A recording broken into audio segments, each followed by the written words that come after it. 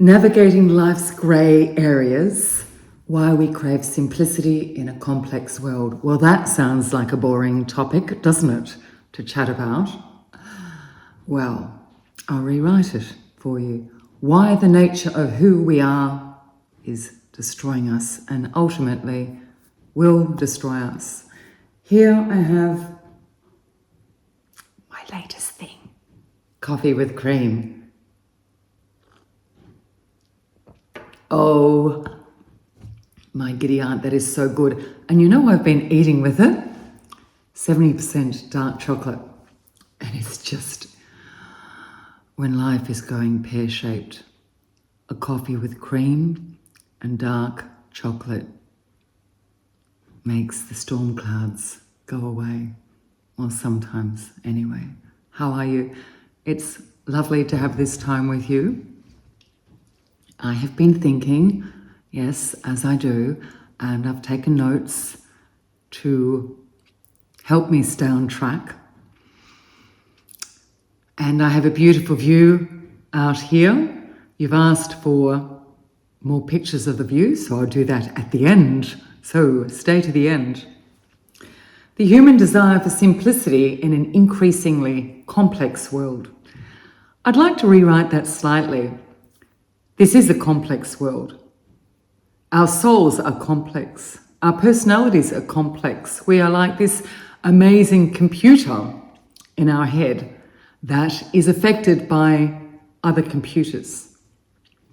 We are biologically a herd animal. Biologically, sociologically.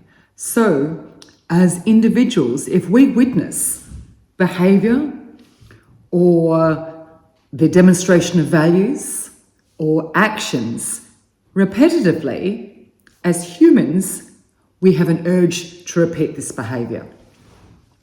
If we hear a narrative repetitively from credible individuals, we have a tendency to remember that narrative as if it's real. And we do not have the ability to discern between reality and falsehood, a lie, deception, if credible individuals say it is so. So if a child is in a family and the two parents or a helpful uncle or whoever says, last week, blue oranges fell from a tree. I'm making up this story. If that was said, the person is over time likely to develop what is called a memory implant. Do you remember those stories from childhood, from your childhood? And you may have a story where you think that something occurred and you realise years later that it never occurred, but you remember it occurring. That's our sheep brain, our herd brain. We do that. We can be as authentic and individual as we want. We are still susceptible to groupthink. That when you bring a mind together with another mind, there is a merging. There is some real pros of this. There's evidence that prayer can have an effect. There's overwhelming evidence that prayer or a group of people getting together with one thought can have a powerful effect. This same effect, groupthink effect, the herd effect, the biological effect of being a social animal, also creates mob behaviour, crowd behaviour, stampeding, where people at a sports event run over everybody without even being conscious that they're doing it. This brings us back to Western society and where we are right now.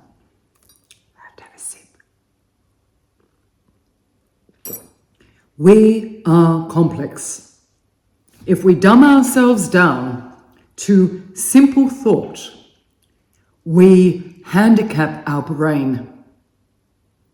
We inhibit our brain from being able to unpack thought. Unpacking thought requires pausing, reflecting, holding the thought and going, I'm going to attempt to disagree with this thought I have. I'm going to attempt to make this thought funny. I'm going to attempt to feel frustrated by this thought. I'm going to attempt to feel joy with this thought. And practice. Like someone practices playing the piano.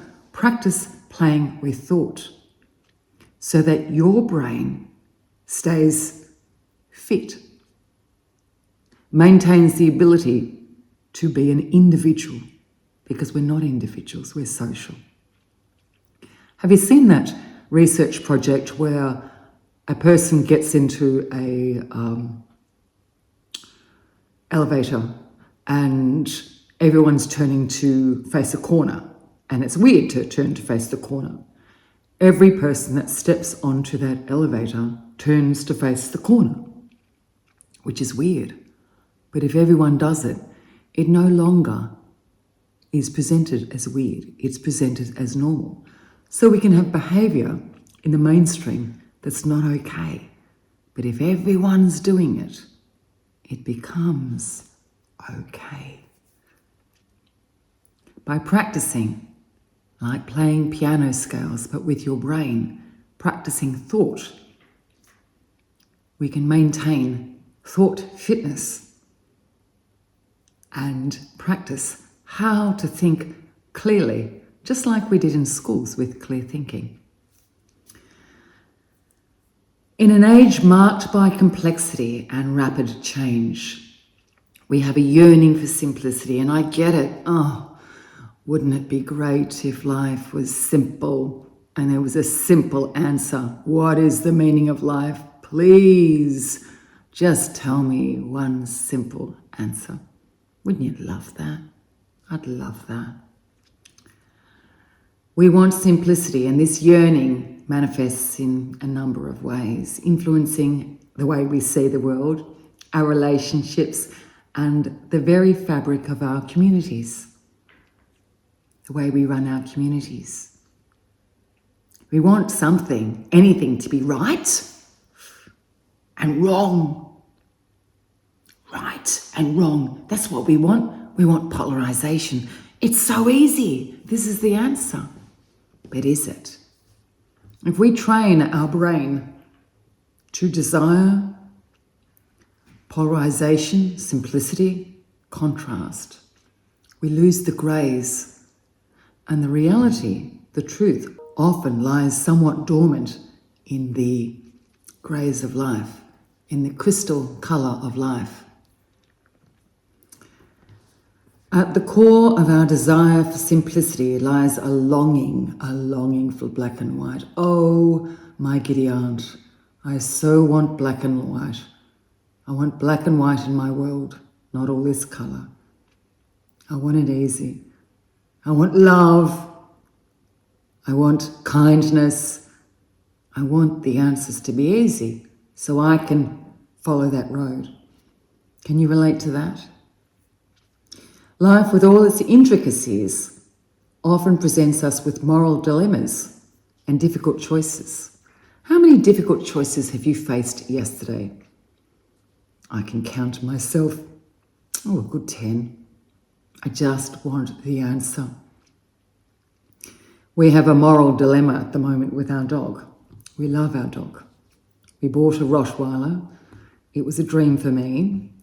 And with time, we've moved to a property that has not a few kangaroos, has thousands of kangaroos, which are beautiful.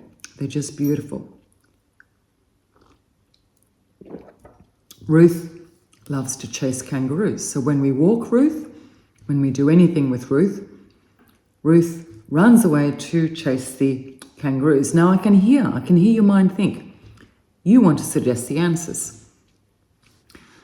Yet, none of you know the paradigm of the situation. I don't know the answer at the moment. It is a moral dilemma. There were very careful choices made when we got Ruth. We love Ruth. Ruth is like a child to me. There is particular characteristics of this property, and we have cows on one side, a farmer, and sheep on the other, a farmer. And they have every right to shoot a dog that comes into their property. I can hear you thinking again. Life is complex. I don't know the answer. I'm giving you that as an example of a moral dilemma, a pretty easy one that doesn't hit too close to the heart. I could suggest others, but let's keep this on the straight and narrow. Many of us gravitate towards clear distinctions, clear answers. We want clarity. We love words like toxic, pure, white, black, evil, goodness. I feel like a character in a Hollywood anime. This inclination towards simplicity can provide us with comfort. We feel comfortable when the answer is simple. And we feel we have a semblance of control in a chaotic world when we have simple morals and simple values and simple ideas. And we simply follow a person blindly. He's right. She's right. La, la, la, la, la. Nobody is right. The world is not simple. Family is not about harmony. Family is about resilience. Family is about unity. Family is about, there's another moral dilemma. Family is about those porcupines that would sleep together in the winter, in the cold, and prick each other and stay together. Now, I'm not saying all families stay together. I'm not saying that. I'm saying life is complex. And the answer is not necessarily go no contact. This is toxic. I'm not saying it's not the answer. I'm saying let's look under each pebble of life and look for possible answers. Let's look at every light in the crystal of life and learn. Let's unpack our thoughts. Let's take a thought, whatever it is, and say why, how, when, what if, and then let's debate with ourselves. And let's take a narrative and turn it into humour. Take a narrative and find frustration in the narrative. Take a narrative and debate the other side passionately. And then, only then, we become an individual. Often, we overlook the shades of grey in life. With family, with relationships, with pain, with loss. We want to turn a loss into, okay, I learned, I had a gift from this loss, or I learned from it, or it was all for the good of everything. Sometimes life is not that simple. And there is beauty in complexity. Nuances that offer us deeper understanding and empathy. There is empathy in the greys. There's not so much empathy in the simplicity of life. When we cling to rigid binaries, dichotomies, we reduce the richness of life. We reduce the richness of who we are to a simple Instagram slogan. Don't we love those slogans? I love those slogans of life. I want a slogan to define my life so I don't have to think, so I can reduce my pain to a mere slogan, to rhetoric, and then my path becomes clear. But does it? Does it become clear? Or does it blind us to reality? Remember the Lord of the Flies, and remember what happened to Piggy when people were susceptible to groupthink. Poor old Piggy. We have a tendency to polarize, to separate, to be pulled out to here and here. Which is right and which is wrong? My toxic ex-partner, my good ex-partner. My ex-partner was fantastic. My ex-partner was terrible. There's a tendency for communities to polarize, creating divisions when we say us and them, they do that, we do this. As soon as there is us and them, the moment there is us and them is the moment that there is separation and segregation. It's not about blurring, we're all the same. It's about seeing the beauty in the difference. The beauty in each nuance, each grey, each light of the crystal, the gift under each pebble. Let's look at our ability to think. Let's practice thinking. Let's wake up and think, why did I think that thought? Where did it come from?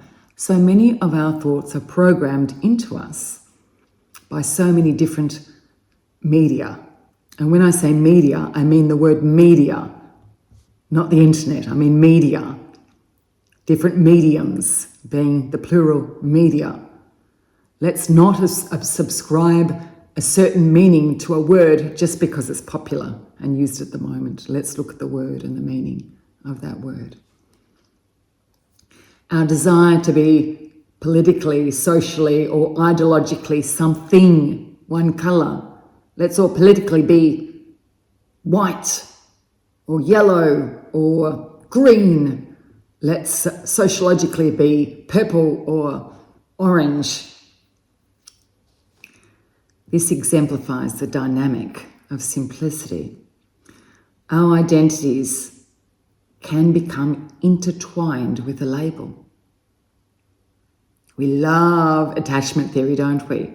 Oh, I'm dismissive, avoidant, or I'm securely attached. Now, these labels can help us. They can help us. And if they're helpful, great. But when do they stop being helpful? And what's wrong with them? How far do they help? How far do they hinder? Let's explore it. Let's not become mind-numbingly sheep-like and go, he is dismissive, avoidant. It will never work and he will do A, B and C. He's a personality. She's a personality. Open to so many variables. And that is the beauty of it. Sometimes we associate with labels or rhetoric at the expense of open dialogue and mutual understanding. Sometimes taking a contentious topic as a game. Maybe you have a party or a dinner and taking a really contentious topic and giving the line of argument to the opposite group. So just for fun, take two people, take their ideas, swap them and say, debate the opposite. Debate the opposite without attachment. And let's see what happens. Our attachment to ideals blinds us.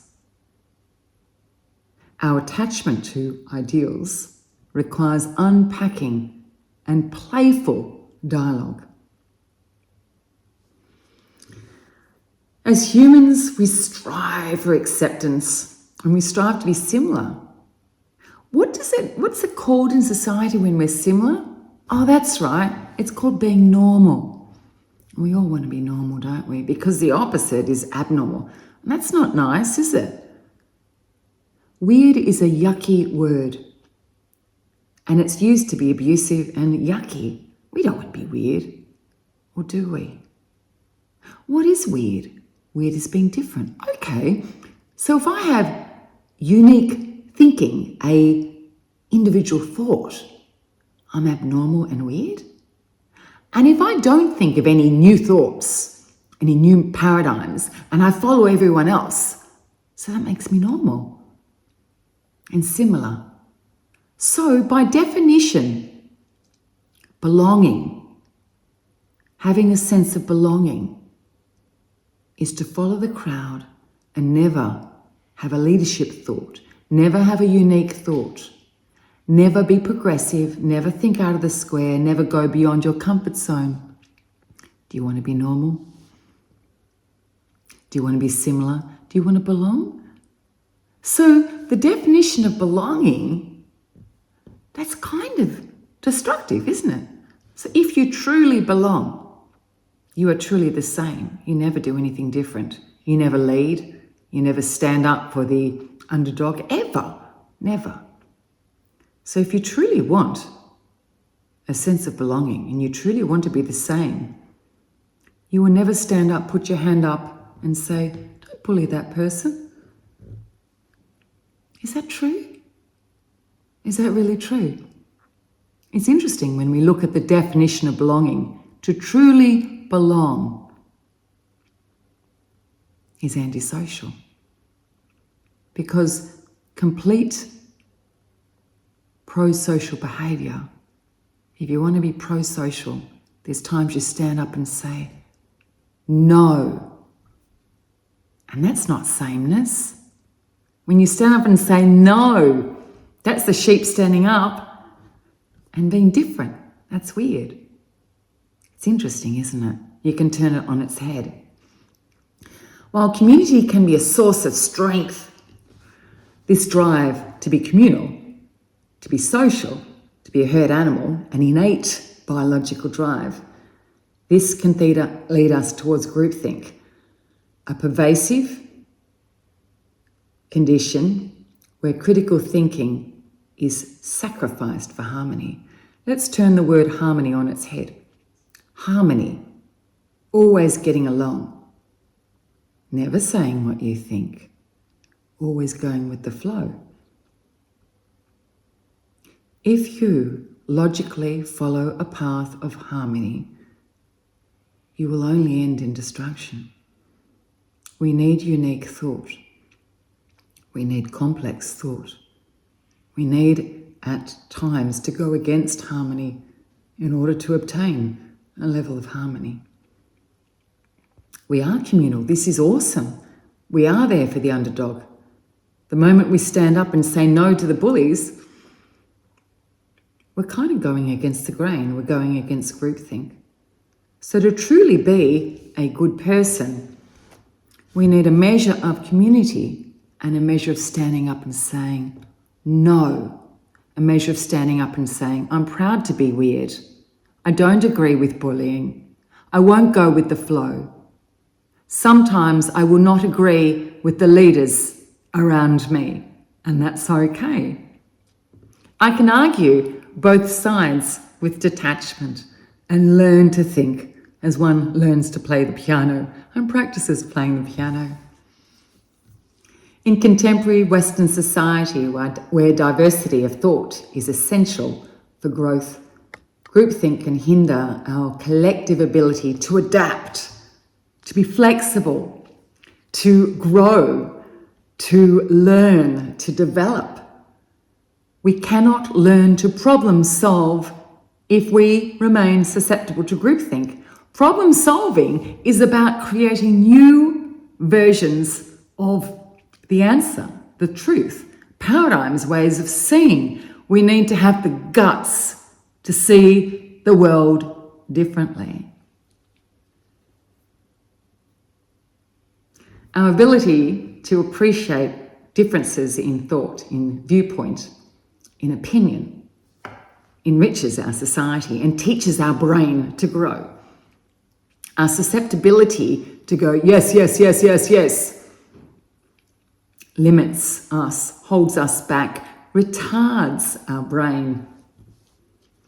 I had some profound discussions recently with Adrian, love Adrian, about the complexities of relationships, particularly with our fathers. We had awesome fathers. We loved our individual fathers, but both of us have experienced a blend of love and frustration at times with our beautiful fathers with these relationships. This duality of feeling love and frustration, or variances of that feeling, forces us or coerces us into a place of processing emotions that can be at odds with each other. So our desire to fit in, our desire to let go of pain and trauma can sometimes lead us to be blind to paradigms where we need to go, oh, that's not okay. So our desire to remember our fathers in a way that is good to settle our memories. My father was awesome. Inhibits our ability to see complexity. There is complexity in family, and that's okay. There are stories in families, a variety of narratives, and that's okay. All of us are flawed. We are animals. Animals are capable of terrible behaviour. We need to work through that.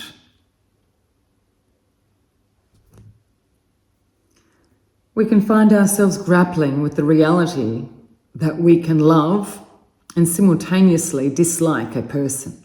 That's okay. It is mature to be able to see and wise the variances in feelings, rather than say, that person is toxic, that person is good. There are times in life where somebody can be an unsavoury character, that's correct. But we need to maintain the ability to practice unpacking what we see without believing Arthur or Martha. Remember memory implantation. Biologically, we are susceptible to adopting memories that never occurred because we're human, we're social, we're sheep. So know that when you walk through life, we can all do that. My mother told me a terrible story when I was young, and somehow as a child, I remembered that story as occurring to me. So she had a story where somebody in the family hit her with a belt that had nails in it or something sticking out. I don't know the details. And somehow as a child, I started to remember that occurred to me.